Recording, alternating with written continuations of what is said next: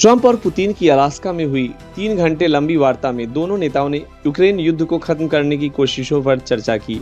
Trump ने कहा, कुछ प्रगति तो हुई है, लेकिन बड़े प्रमुख मुद्दे अभी बाकी हैं, इसलिए फिलहाल कोई अंतिम समझौता नहीं हो पाया। पुतिन ने इसे गहन और उपयोगी वार्ता बताया और कहा कि रूस युद्ध खत्म करने के लिए प्रतिबद्ध है, लेकिन उसकी सुरक्षा चिंताएं अहम हैं। उन्होंने कहा कि यूक्रेन युद्ध के मूल कारणों को समझना अनिवार्य है और यूरोपीय व यूक्रेनी नेताओं से प्रगति में हस्तक्षेप न करने की अपील की।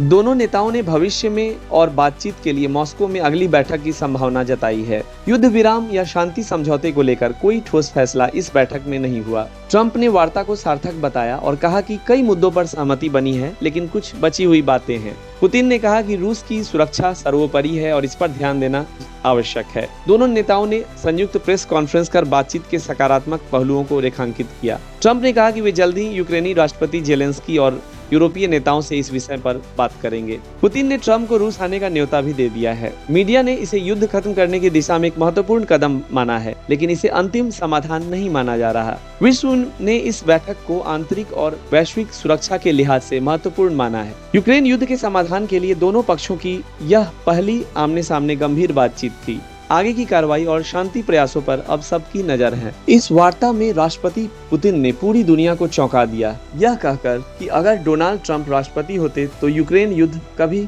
शुरू ही नहीं होता।